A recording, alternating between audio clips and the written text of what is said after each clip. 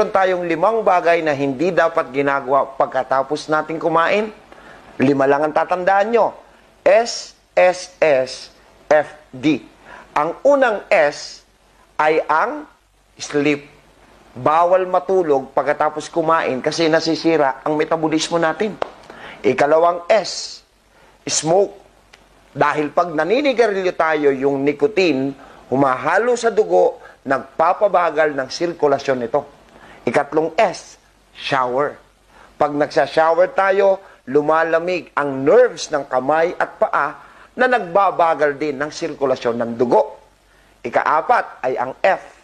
Mali ang kumakain tayo ng fruits pagkatapos kumain dahil ang enzyme dapat kinakain bago ang meals. At ikang huli, yung drink tea. Bawal tayong magtsaa dahil ang tsaa ay may acid